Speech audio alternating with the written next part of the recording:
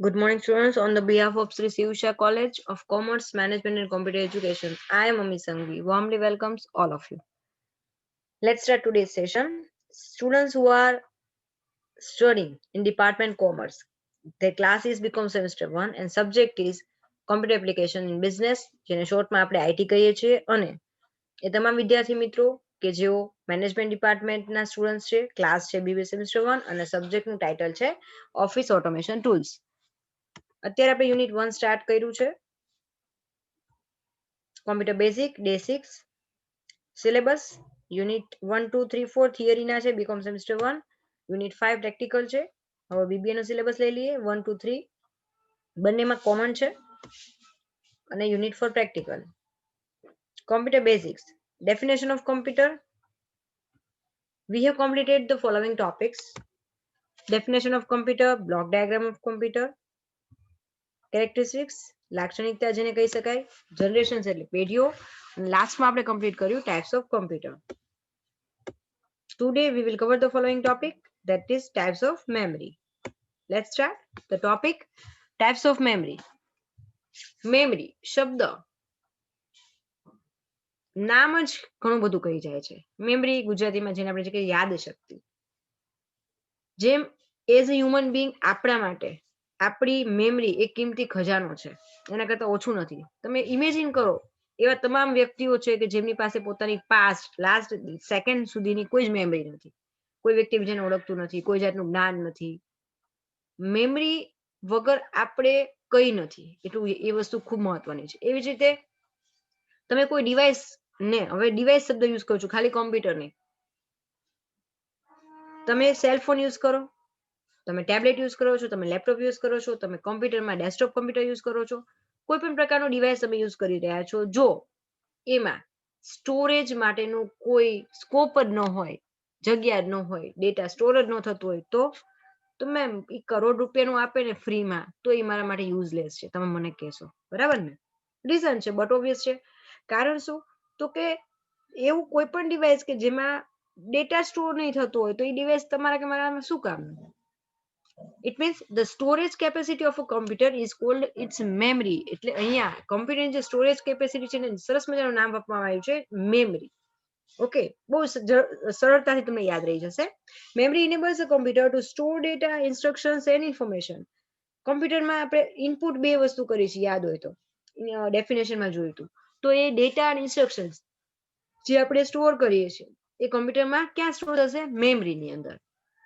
The collection and preservation of records and their recalling capacity when needed are functions of the memory. તો મેમરીના કામ શું? તો સૌથી પહેલા ડેટા જે આપણે સ્ટોર કરીએ છીએ એને કલેક્ટ કરવાનું, એટલે સ્ટોર કરશે.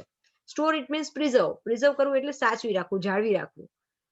અને જ્યારે રિકોલ કરવું મતલબ જ્યારે એ માહિતીનો ઉપયોગ કરવો છે તો ફરી પાછી તમારી સ્ક્રીન ઉપર કે તમારા કોઈ પણ ડિવાઇસમાં જે છે એમાં એ તમને જ્યારે જરૂર છે એ આપણને મળે. તો આ ત્રણ પ્રકારના કાર્ય, કલેક્શન, પ્રિઝર્વેશન એન્ડ રિકોલિંગ, આ ત્રણ કાર્ય છે મેમરીનું. રિકોલ શબ્દ એટલા માટે છે કે આપણે ઘણી વાર કહીએ છીએ કે મને આ જૂની યાદો ફરી યાદ આવે છે, તો ફરી યાદ આવવું કોઈ વસ્તુ, ધેટ ઇઝ રિકોલ. રિકોલ કરવું મતલબ ફરી વખત એને યુઝ કરવું અથવા સામે લાવવું. The data and instructions that are entered into the computer system through input units are to be stored inside the computer in some storage media. તો ડેટા અને ઇન્સ્ટ્રક્શન છે કે જે કોમ્પ્યુટરમાં એન્ટર કરવામાં આવે છે through input units. But obvious છે, એક સિમ્પલ વાત છે, ઇનપુટ ડિવાઇસ થ્રુ ડેટા કોમ્પ્યુટરમાં એન્ટર થવાનો છે. એને ક્યાંક જરૂર પડશે કોઈ સ્ટોરેજ મીડિયાનું કે જેની અંદર ડેટા સ્ટોર થઈ શકે. Computer memory is classified as follows. પાછળ કોમ્પ્યુટર મેમરી છે ન રિપીટ કરતા, એઝ ફોલો પછી કમ્પ્લીટ કરીએ. બે આવે છે, primary memory and second is secondary memory. આજે આપણે લેશું પ્રાઇમરી મેમરી. પ્રાઇમરી મેમરીને કહેવાય છે પ્રાથમિક. પ્રાઇમરી મેમરીના પ્રકાર છે રેમ, રોમ, પ્રોમ, ઈપ્રોમ અને ઈઈપ્રોમ. તો અહીંયા આ 5 અલગ અલગ મેમરી આજે આપણે લર્ન કરવાની છે આજના સેશનમાં. The primary memory also known as the internal memory or main memory. કમ્પ્યુટરને સ્ટાર્ટ કરવા માટે જે મેમરીની જરૂર હોય એને કહેવાય ઇન્ટરનલ મેઇન મેમરી. કમ્પ્યુટરની અંદર એને સ્ટોર કરવામાં આવે છે, એ તમે સપોઝ કાઢી લો તો કમ્પ્યુટર બંધ થઈ જાય, એટલા માટે અંદર હોય છે, એટલા માટે એને કહેવાય છે ઇન્ટરનલ મેમરી. ઓકે, ફર્સ્ટ એનું નામ છે પ્રાઇમરી, એને ઇન્ટરનલ પણ કહેવાય છે અથવા મેઇન મેમરી. એક્ઝામ ની અંદર તમને એમ કે explain internal memory and its type, explain main memory and its type અથવા explain temporary memory and its type. તો આ આન્સર સેમ ગણાશે કોઈ પણ ક્વેશ્ચન કોઈ પણ રીતે ફેરવીને પૂછે. It is made up of integrated circuits. આપણે જનરેશન નો ટોપિક રિવાઇઝ કરો.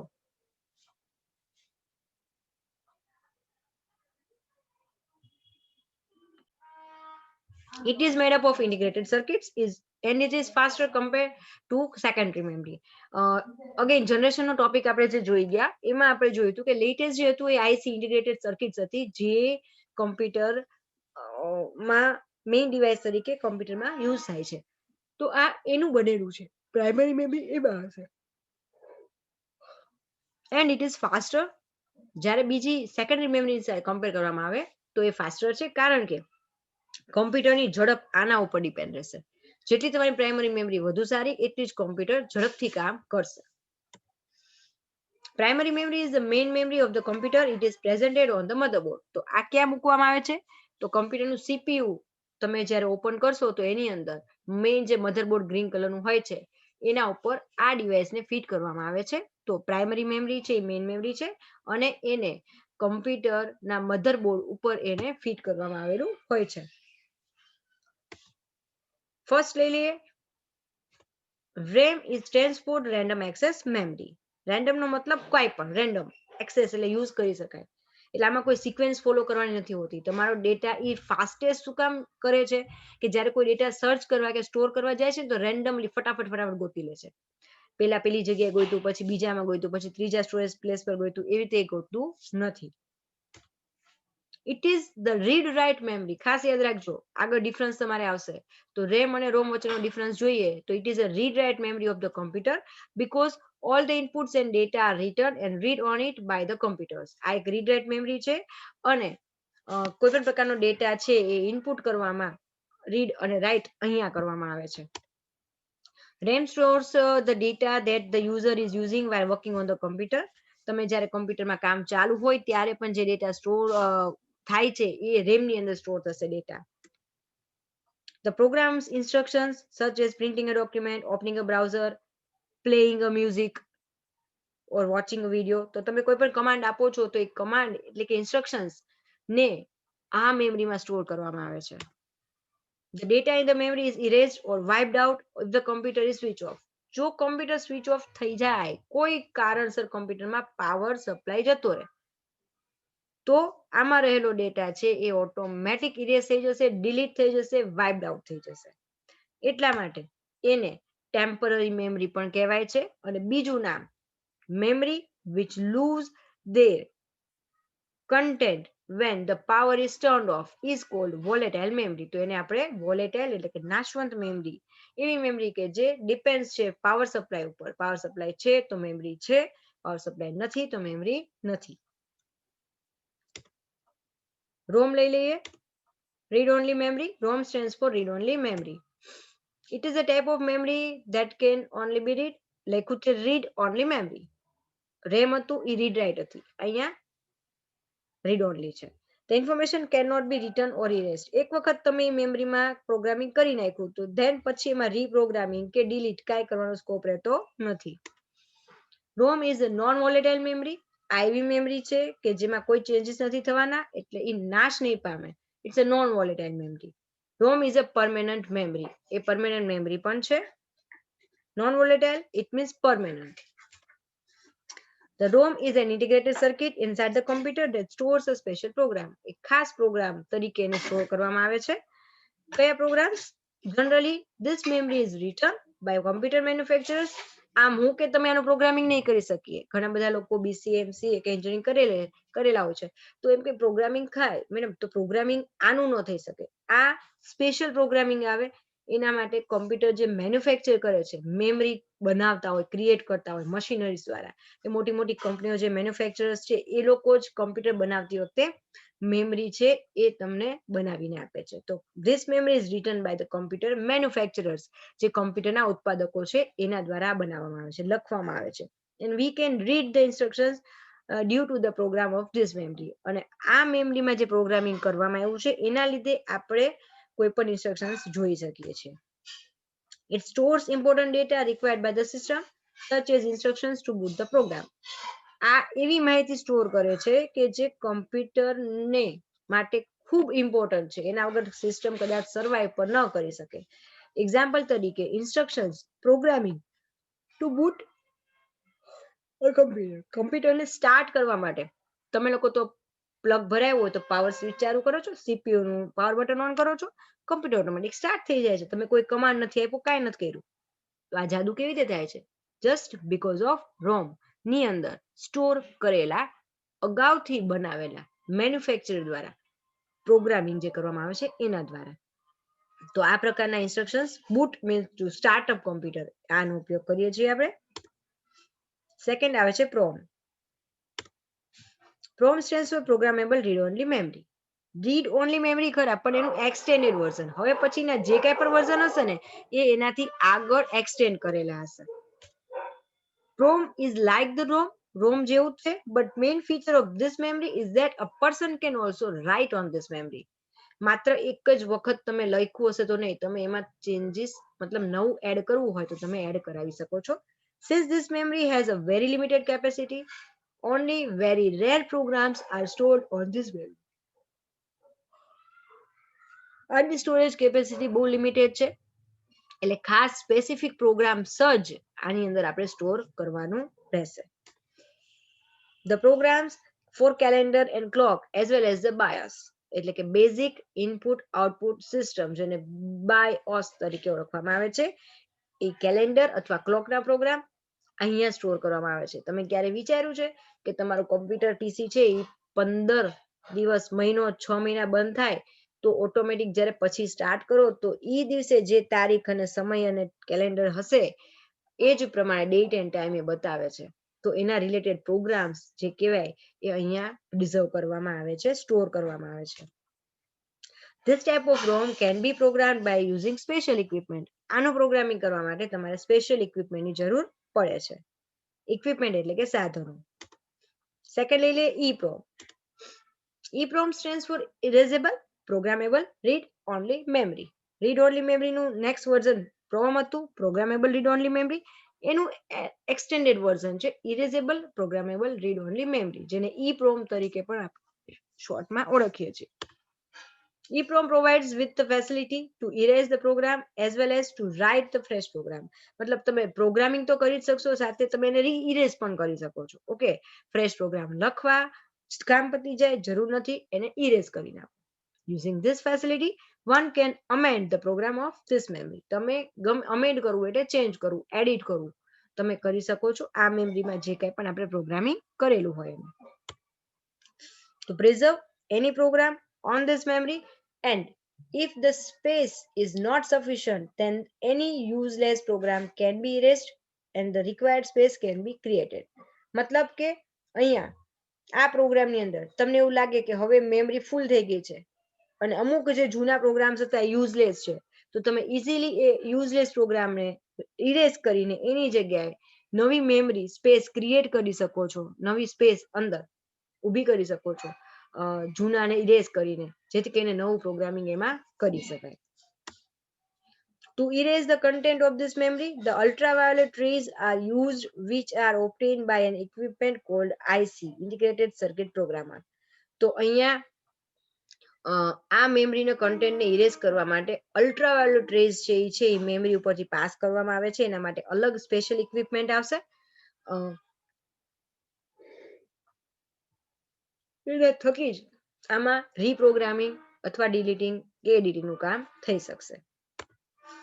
EEPROM is the kind of the ROM which can be erased and programmed again. A small glass window is installed at the top of the ROM package. ROM package જે આવે એની અંદર એક નાનકડી glass window મૂકવામાં આવેલી હશે. You can actually see the chip that holds the memory. તમે એ મેમરીની જે ચિપ છે એને પણ જે છે એને જોઈ પણ શકો છો. તો હવે EEPROM કમ્પ્લીટ કરીએ આપણે. નેક્સ્ટ લઈ લઈએ last topic EEPROM. Full form શું છે? EEPROM stands for Electrically Erasable Programmable Read Only Memory, જેને આપણે EEPROM તરીકે ઓળખીએ છીએ. It is the most flexible ROM and is now common used for holding BIOS. અત્યારે કોમનલી આનો ઉપયોગ થાય છે બેઝિક ઇનપુટ આઉટપુટ સિસ્ટમ જે છે એને હેન્ડલ કરવા માટે. EEPROM is the same as the EEPROM, but it only refers in process of erasing.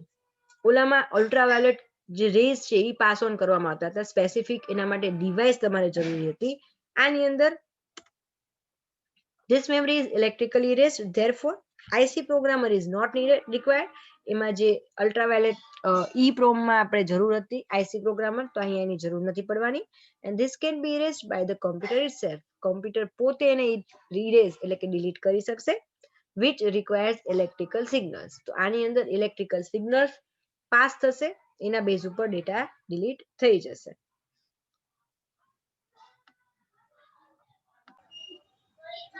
લાસ્ટમાં એક ડિફરન્સ લઈ લઈએ જે એક્ઝામમાં પૂછી શકાય છે.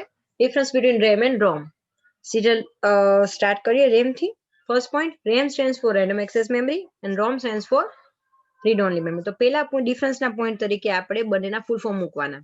સેકન્ડ આવશે ઇટ્સ અ ટેમ્પરરી મેમરી અને આ side it's a permanent. RAM છે એ વોલેટાઇલ છે, સામે છે નોન વોલેટાઇલ, એટલે આ ટેમ્પરરી અને પરમેનન્ટ મેમરી. નેક્સ્ટ પોઈન્ટ છે it is also cold read write memory, અને આપણે રીડ રાઇટ મેમરી પણ તરીકે પણ ઓળખીએ છીએ. અને it is a memory unit that can only be read from. આ એવી મેમરી છે કે જેમાં માત્ર તમે વાંચી શકો છો. ફોર્થ પોઈન્ટ છે it is volatile in nature, નાશવંત છે.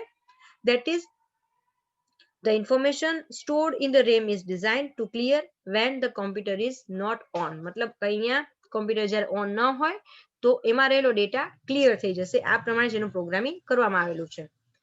It is non volatile. રોમમાં જોઈએ તો it is non volatile. that is why the information stored in ROM is not cleared when the computer is not on. મતલબ computer ચાલુ છે કે computer બંધ છે એમાં રહેલો ડેટા ક્યારેય ડિલીટ થવાનો નથી until કે તમે એને સ્પેસિફિકલી ડિલીટ કરાવો. It is the main internal storage area that a computer used to run programs stored data. તો અહીંયા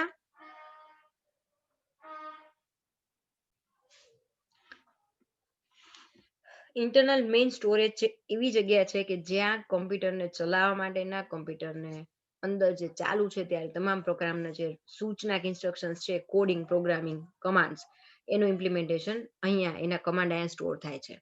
જ્યારે રોમ it is built in a computer it is built in computer memory that can be read by the computer but cannot be modified. મતલબ અહીંયા તમે memory એવી છે કે જેને તમે ચેન્જ કરી શકવાના નથી. હવે એક જ સેકન્ડ ચાલુ રાખજો. હવે તમે સ્ક્રીનશોટ લઈ લો અને નોટ ડાઉન કરી નાખજો. સેશન કમ્પ્લીટ કરું છું. આઈ હોપ એ સ્ક્રીનશોટ લઈ લીધો હશે.